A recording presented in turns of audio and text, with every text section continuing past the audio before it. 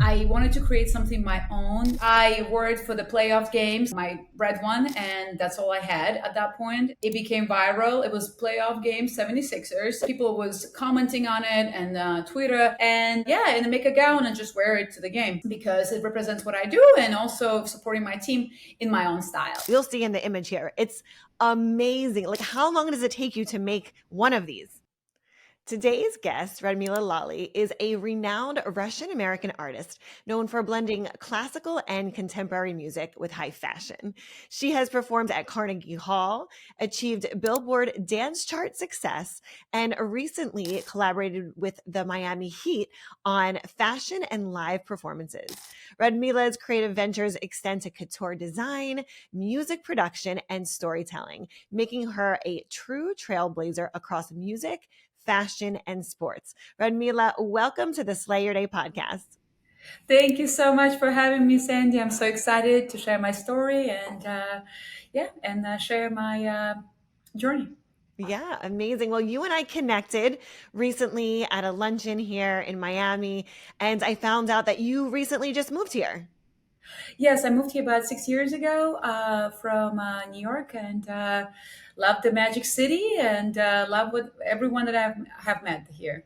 It's so funny. I'm like, recently, you're like 6 years. I've been here like almost 11 years. And it's so crazy because the time flies by. So 6 years must have gone by so fast for you.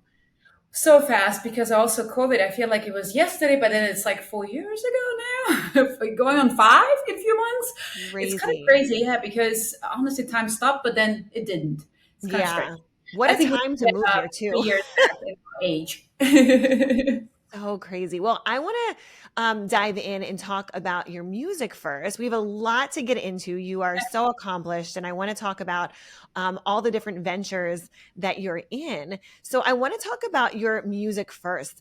What initially drew you to the classical music, and how do you keep it relevant today? You know, in today's music scene, how do you kind of like join forces and take the classical music and make it, relevant today?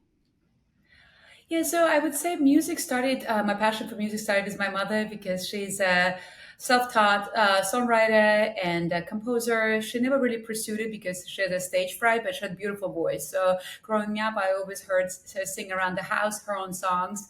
So I always thought it was just songs she heard on the radio, but actually it was hers. And I took some of her pieces, some of the composition into my album that I have not released yet, but it will be there just to show her work through my work. And I added some things. So love her. And from there, around 12, I started singing these big notes around the house. And it was very large, like I had a large voice, but also I couldn't really control it because um, it's great to have a big voice, but at the same time, you really have to train it. It's like Yeah.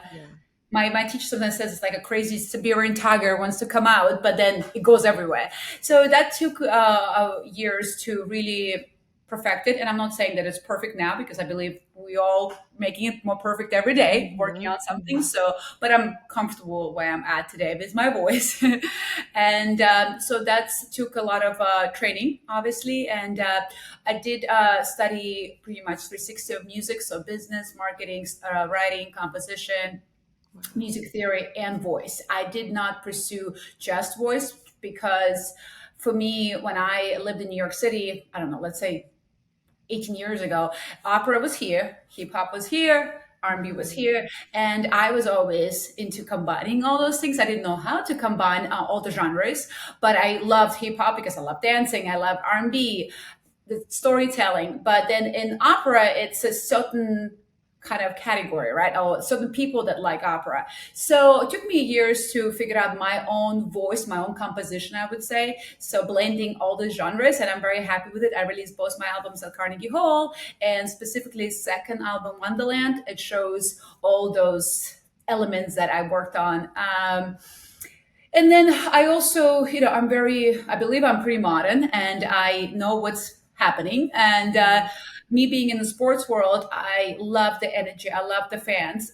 Yeah. And sometimes the fans that goes to Miami Heat might not want to go to opera because they find it something they're not really interested or they didn't know about. So I feel Mhm. like if I can perform it, perhaps they might have interest in, okay, how did Radmila get there? And they go, oh, I want to go to the opera. It's not that snobby that I thought it is. And especially now, everything's changing so much. We're getting a lot of younger generations in outdoors with Florida Opera. So we're doing a lot of great elements with 3D projections and cool contemporary sets. And I'm not going to announce a couple of other things that we considering doing. So it's really we're really we're really making opera modern today. And also, I always say, if Verdi would have lived today or Puccini would have lived today, we don't know what they would be doing. And so they only had certain things they could do 500 years ago, 400 years ago. And we have a lot of tools nowadays. So Yeah. why That's not use it? amazing. Well, and you're also, so you're a singer, you're a producer, a designer. Are we going to talk about an author, right? So you have all of these hats that you wear. How do you balance all of these creative pursuits? Because I mean, being able to sing and be in the opera, like, first of all, I'm just amazed by that because I can't sing. I maybe think I can sing like to my kids, like little, lullabies or whatever, but that's about it. No, But I'm sure you can sing. Everything takes just time. but like, I mean, number one, I think that is amazing, to be able to have such talent. But being the singer and producer and designer and author, those are all such creative pursuits. So I'd love to have you share with us how you juggle all of those. I just feel I always answer that I'm kind of a storyteller at heart. So I Mm, tell the stories through my fashion and through music and through obviously writing because being a writer of this, writing a song, it's very similar to writing a poem or writing books. If you want, it's telling a story, and obviously I can't live all those lives that I write about because I have not published books yet, but it's in the works right now and pretty much ready to go. Completely different from each other. One is taking place in 1930s to 1970. Another one is very modern. She's a crazy character, and so it's a lot of different elements. Obviously, I can be them, but I kind of live through them. So I have all these multiple lives in my head and creating those characters. So telling the stories through their perspective. I'm not somebody just asked me like how do I get in when I write music. For me, it's just I get into that role, mhm. being an actress or being in a you become that individual. So what would Yeah. they think? What would they say? So that's when I write. I become, if I'm a Jorge in a male character in my book, I becoming him. What would he do? And also that comes from stories around my friends. Like they would tell me, my partner, for example, his dad was in the foster care in 14 homes, and his life kind of showed the decisions he made. So in character in my book, he was a foster kid. So like certain things I apply of elements that I hear of other people's stories. Yeah. So pulling inspiration. Yeah. Wow. That's amazing. And with your music, it seems like you're telling a story. Right? So like when you create, do you begin with the music side of it or like the visuals or a storyline or inspiration? Because again, I feel like you have so many beautiful creative outlets that like where does that process start for you? Everyone is talking about soursop, the tropical superfruit with superpowers. And if you don't know what I'm talking about, listen in. If you suffer from inflammation, digestive issues, low energy, or low immune health, there's nothing else like soursop to help your body feel its best. But the soursop fruit is almost impossible to source in the US. So Soursop Nutrition is on a mission to bring you a selection of expertly formulated supplements that give you the benefits of soursop hassle-free. The Soursop Cell Plus Immunity Gummies are gluten-free, non-GMO, and low-carb, and they're a favorite in my house. We also love their shake boosts, which come in 4 flavors, including 2 delicious fall favorites, pumpkin and apple. If you follow me on Instagram, you'll see I love adding the shakes into my smoothies, and we even add them to our baked treats for the kids, and they love baking with me. They're great for gut health, are full of fiber, and help balance blood sugars, making it a natural weight management aid. Who doesn't love that? The shakes are also zero sugar, low carb, and gluten free. Place your first order today and enjoy 20% off with code SANDY20 or use the link in the show notes.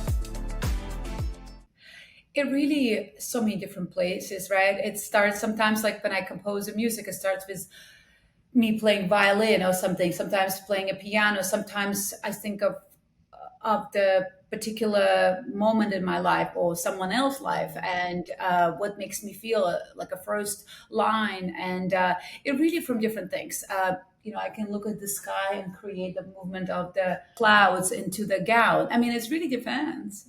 Wow, that is amazing. And you have the most incredible style as well.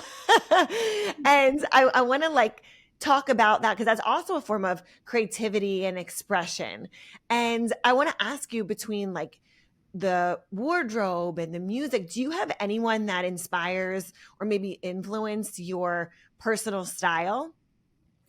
Yeah, I wouldn't say someone like one person, but I um, I do love Celine Dion and Whitney Houston because Mm, they are just artists at all. To me, that's the best artists. And I also grew up to them, and I just remember they. First of all, obviously amazing singers, but they have their own style. They are who they are. They're not really trying to be someone else. Obviously, share her outfits. And I just think for me personally, I like to be who I am. And of course, I know, inspired by elements.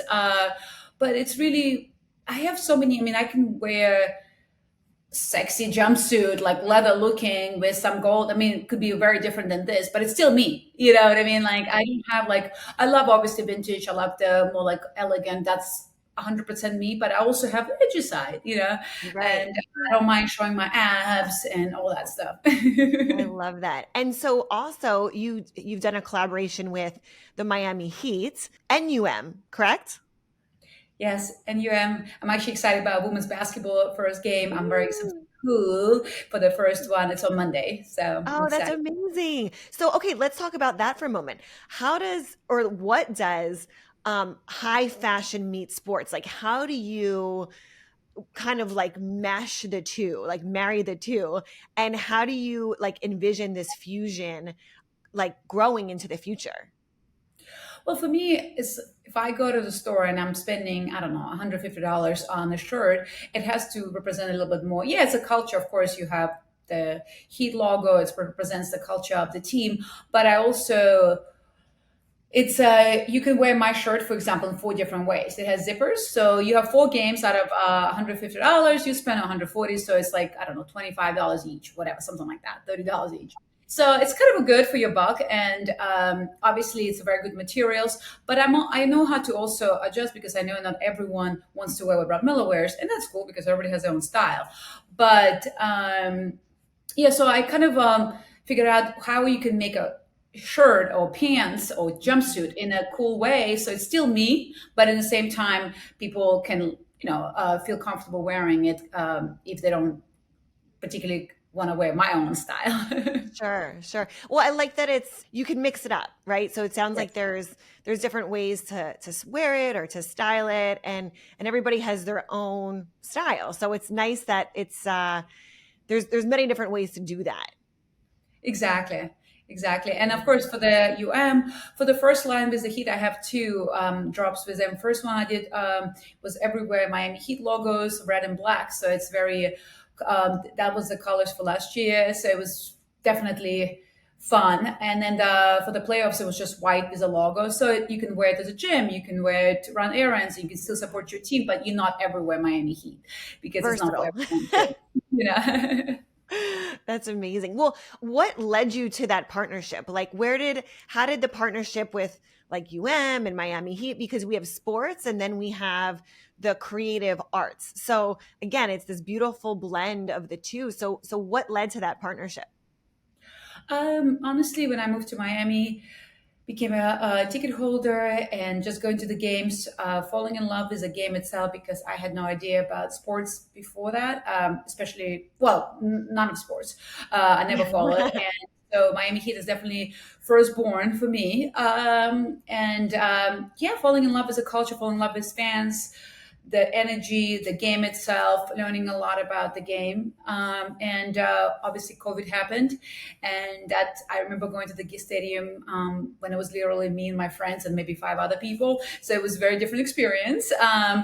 Then full, and it just showed me, of course I love our team, but still the fans what makes the game in a way, because the energy, the voices, the cheering, it comes from fans. So when it's empty, it's great, but it's not the same. Right, right. Exactly. But I made so right before COVID, I obviously dressed the way I always dressed, and I wanted to create something my own. I went to the store. I didn't particularly like anything for me to wear there, so I thought, what if I just get 15 jerseys of all the players, 16 jerseys, extra extra large, so I spent less because they're big, and so I can make the gown, and yeah, and make a gown and just wear it to the game because it represents what I do, and also supporting my team in my own style.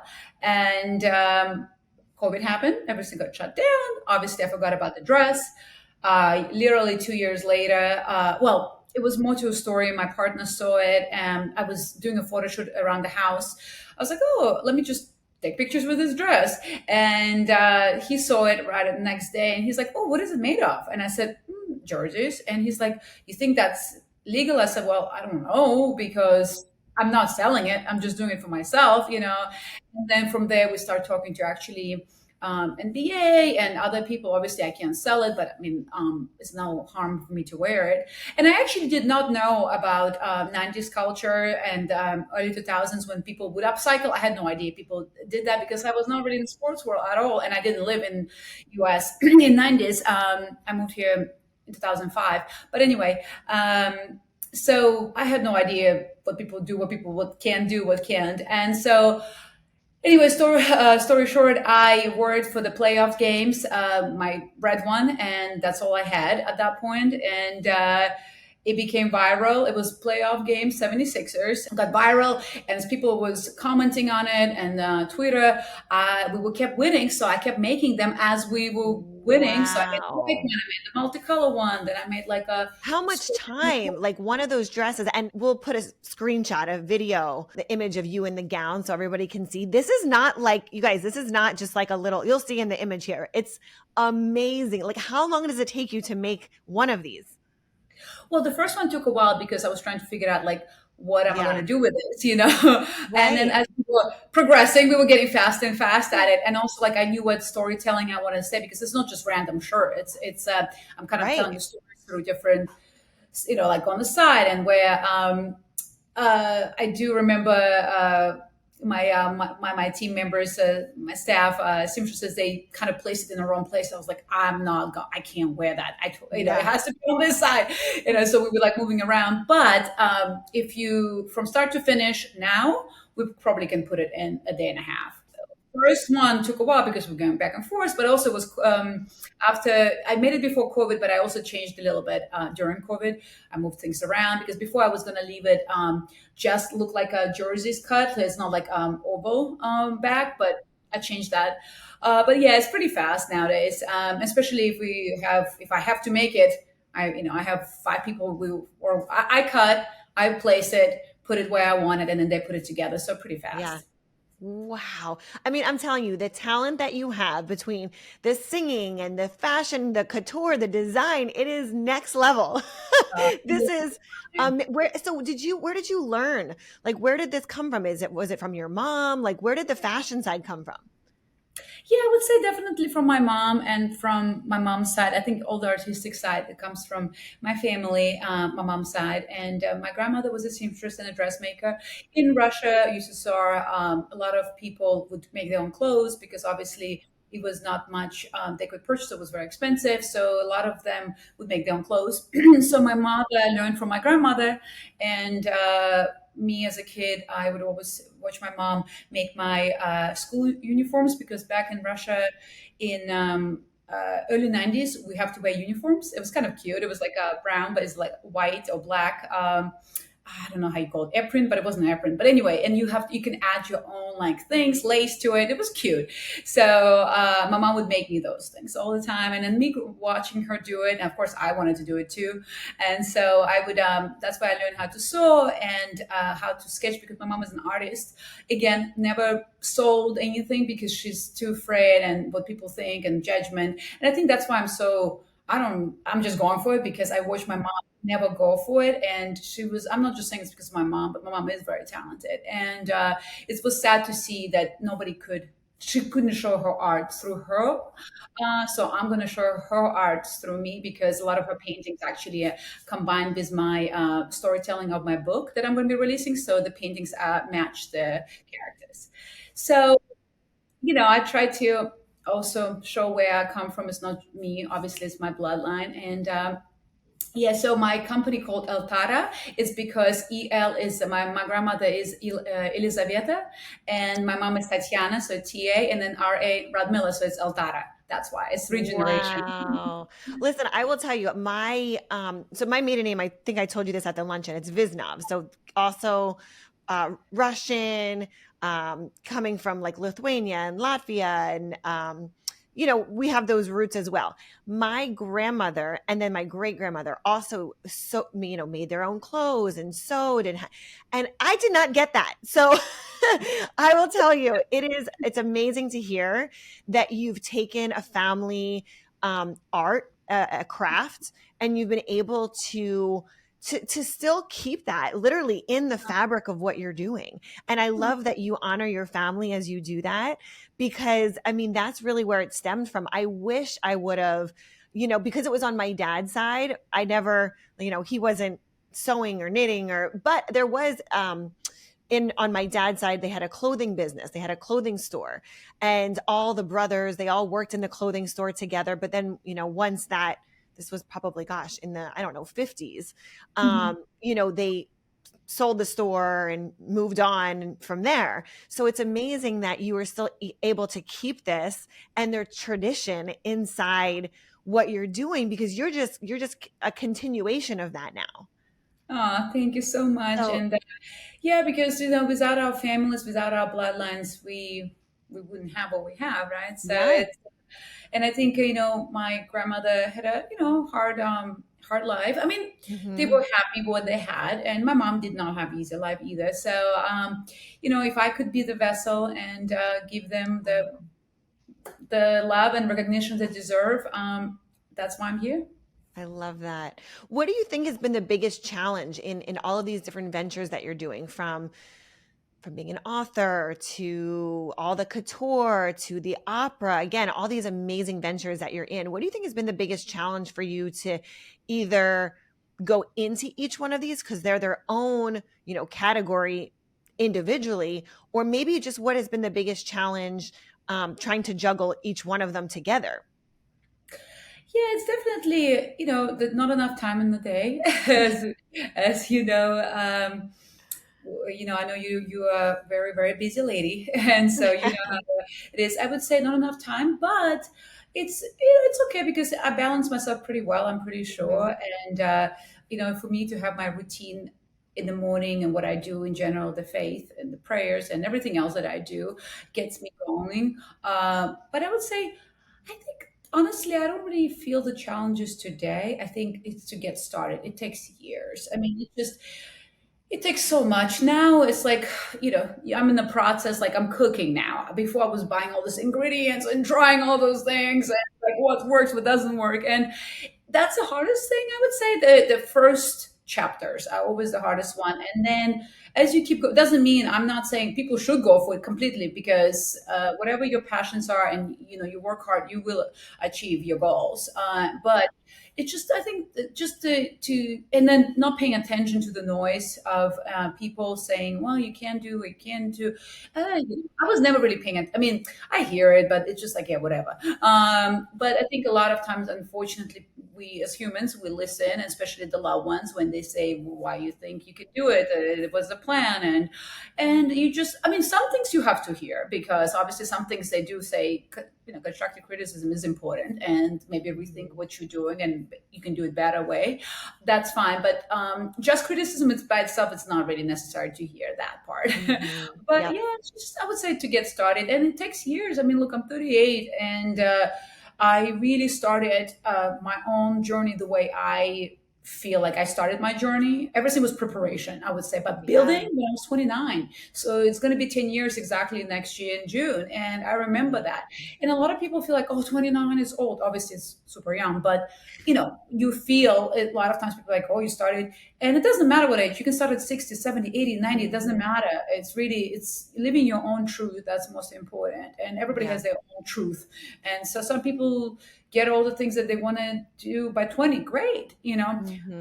but for me, it started at 29. Obviously, I worked very hard before that, but really putting it together at 29.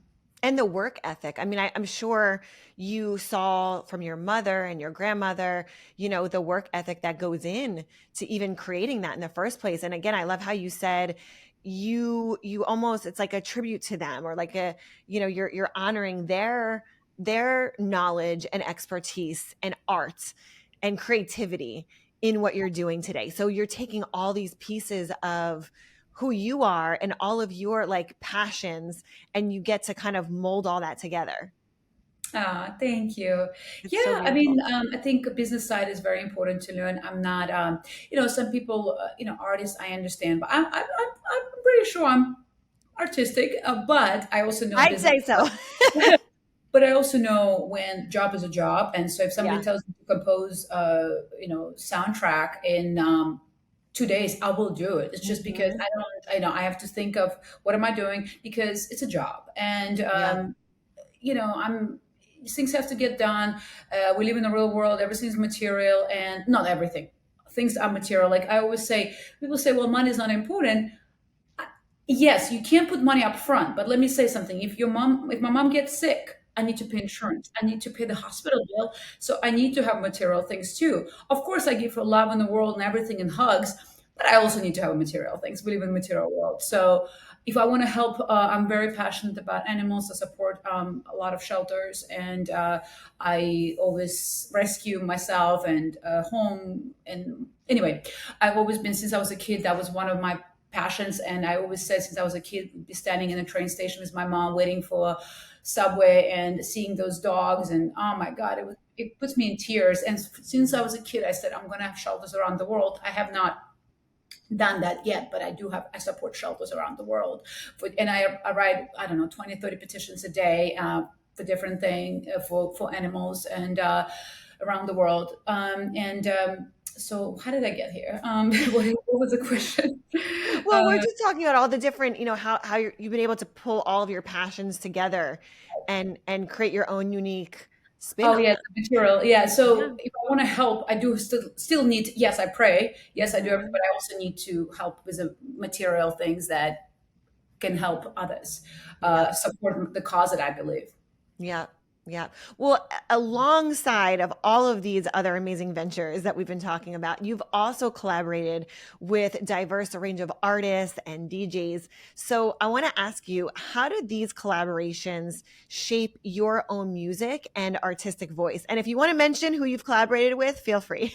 Uh, well, some of my music from my first album was featured in about 10 years ago in Kanye West movie, and it was very interesting hearing my music that I did not sang to particular scene, how they use, like used it and chopped it and put it in the scenes that Hmm. they vision. So it's like working with different artists, because usually I work on myself from beginning to the end, my own project, so I know which music goes which scene. So it's kind of interesting working with someone with the music first and then they place it. I worked with DJ Mike. He remixed my song Magic that actually was written for Magic City. I did not know that Miami named Magic City, so I just wrote the song called Magic, and I wanted to honor the city, and then I found out that actually is the name Magic City, so it was completely 360. And so it was really fun, and then he remixed it, made it more beach vibe. And then I performed a medley of both original and the remix at the halftime show at Miami Heat. So it was really cool to show the different genres can be combined. And, again, different people like different things. And also being a producer myself and creating different styles on taking the stems from one song and putting completely different beat on it and see how it changes. It's it's cool. It's cool, and me being in the studio and learning so many things about, is a lot of classical singers don't really, nowadays they do, but before they didn't know how to really, like, I can mix it, I know how to mix the songs, masters, the actual logic, software. So it's interesting how you can learn all these things on your own Yeah. journey.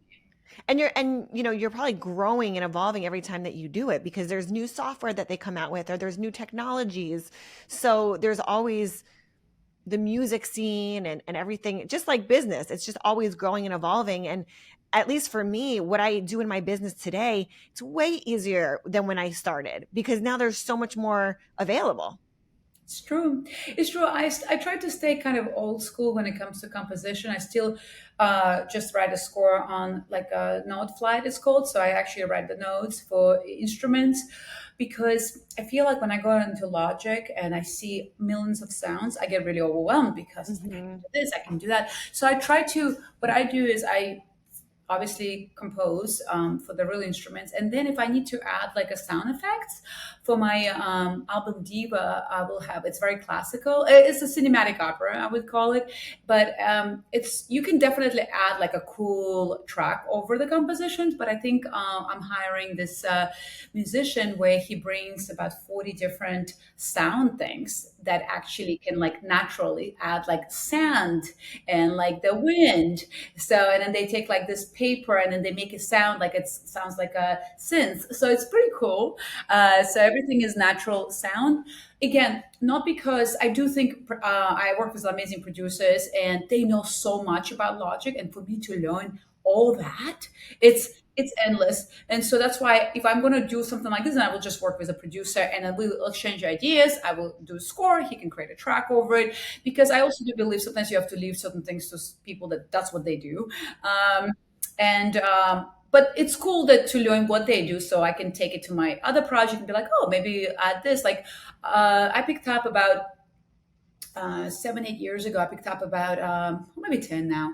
But anyway, I picked up about instruments, violin, drums, Wow. cello, viola, uh, You can do it all. well, compositions only, like just to learning the sounds, the That's colors of the amazing. instrument, the guitar, the bass. So when I compose now, I know where what goes, and Mhm. I realize I never really pay attention because I'm all about melody. That's where I started, but then I realized how important the drums are, and it makes it so different because it's a beat. It's our heart also. So we Right. live by the heartbeat, and so everywhere, everything I do now is with drums, and just shows you how in life sometimes we not ignorant, well, kind of ignorant, and we're like, oh my god, I was missing out on. Just like me in sports, I was missing out on so much in American culture that I had no idea existed, and I'm so Mhm. happy I'm part of it now. And just shows you as we get older, I actually love getting,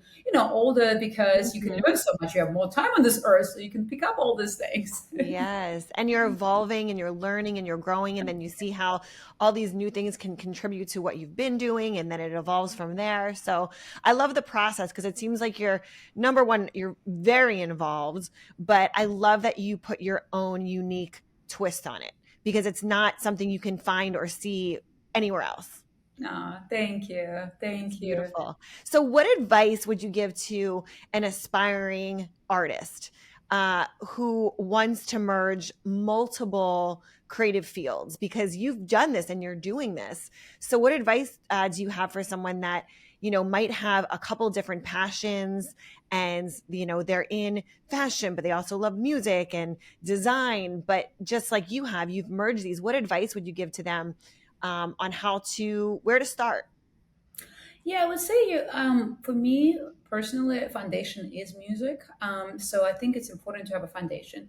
Mhm. What drives you? If you're design or clothing design or composer or I don't know, music. So whatever it is, foundation, pick one, and from there see how you can combine those elements, your loves, and also I do think after figuring out what's your foundation, really learn the business part of it, because I'm not here to give empty promises to young artists, because it's a long journey. It doesn't stop, but also you have to figure out how to make money out of your art, and by Mhm. doing so, marketing is super important. And I'm not going to tell singers just, oh, put your stuff on Spotify, you become viral. Maybe. I'm not saying that it doesn't happen. Maybe on YouTube, definitely put your stuff out there, but it's really difficult to become Yeah. viral and get an agent and get a manager. I'm not saying it doesn't happen. Of course, it does, but you have to realize, use your connections. You make go out there, promote your music. You have to be the face of your brand, whatever you're doing it.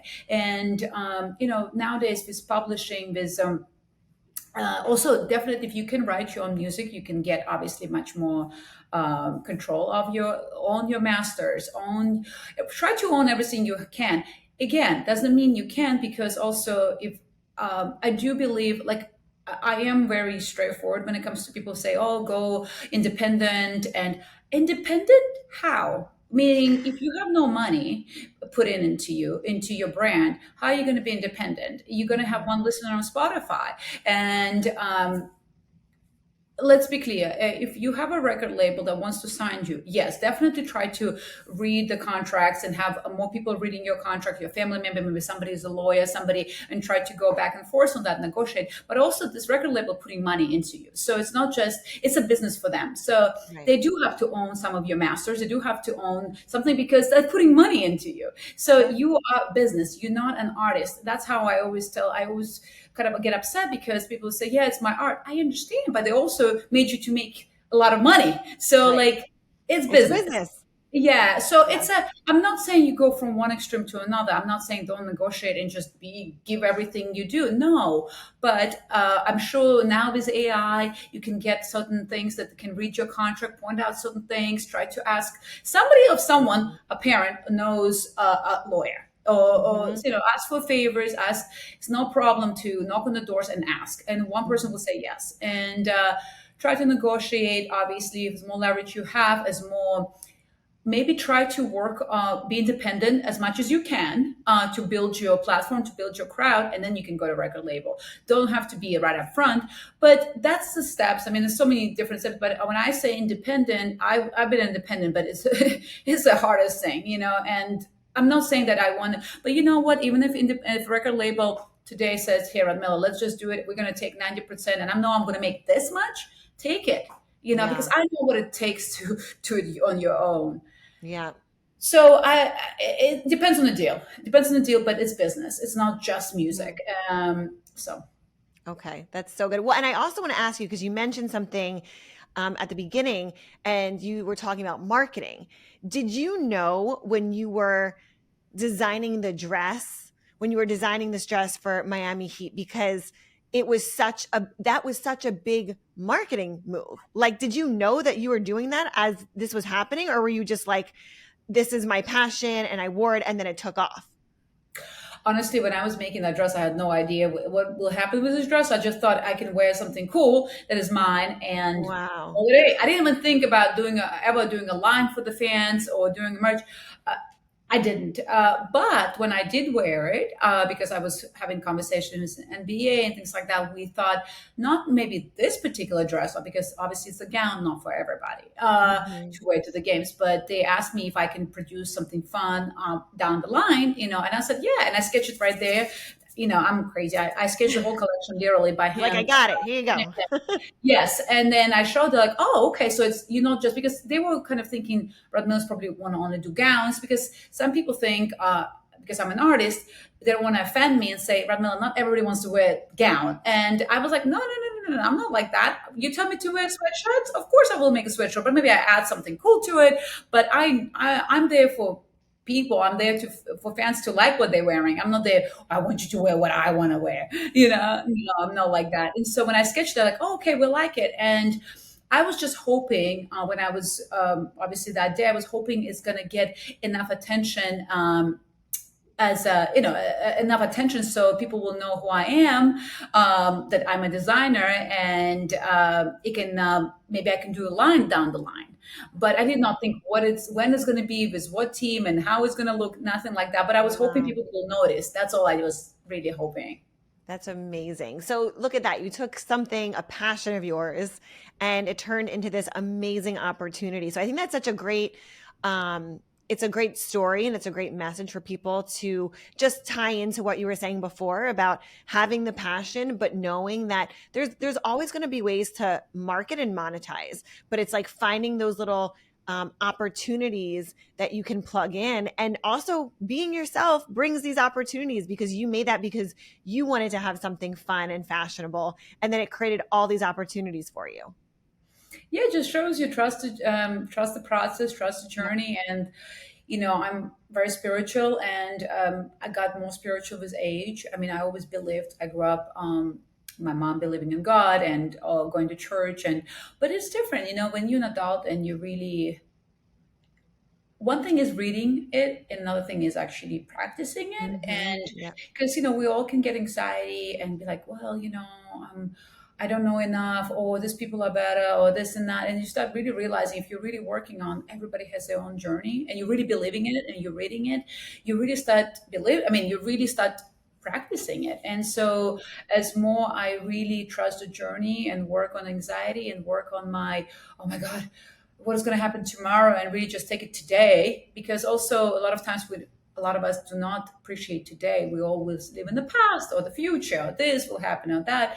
And I think it's so important to enjoy the moment. We always say that, but I always like going back, thinking about when I moved to California. I was I think 19, 18, something like that. And it was such a like waking up to this sunshine, but I didn't really appreciate it. I was thinking, okay, well, I'm going to move to New York and I'm going to model and I'm going to do this, and I'm getting old. I'm 19 and a lot of models now 20. I started when I was 12. I didn't make it enough. I'm just saying that was going through my head. And now looking back at it, I was like, wow, what a great life I had in California. So I don't think I appreciated when I had it. So today I'm obviously appreciative of everything I have, and I'm not sad on what I don't have, because that's just why I even think about it. And I have a lot. I have my mother, I have health, I have people that I care around me.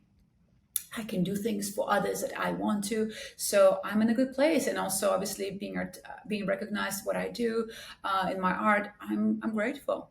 I love the gratitude. I mean, it's so, so important. And when you can appreciate I say small things, but like even for me, because I grew up in Pennsylvania, when I look out my window and I see palm trees outside, I'm like, thank you, God. Like I get to wake up to this beautiful city every day. And I know it's something so small, but like that's something that always I feel like keeps me not grounded, but it keeps me like just grateful for even the smallest of things, like waking up and looking out the window. And I woke up this morning and my kids were laying in our bed last night because it was Halloween. And I was like, I just woke up and I looked at them and I was like, thank you, God. Like, thank you, God, for our health and for my babies and my husband. And I think that we all could use a little bit more gratitude in our life, because I truly believe life blesses you tenfold, a hundredfold when you're grateful for what you already have. Exactly. And God gave us so much. And just being, I don't want to get into global, like, watching the world everywhere. It's just, and obviously, of course, I'm not just talking about it. I don't really talk about on social media what I do, for the world, because it's not really, I do believe doing it from your heart. I'm not there to like, oh, this is what I did. I need to get a, Mhm. like Recognition. recognition for this. I believe in rather people just do it than talk about it. Mhm. And so, I mean, every day, my mind, obviously, because I'm crazy, so it goes to a lot of places, and Yeah. what people don't Like have. all And of us. We all have these.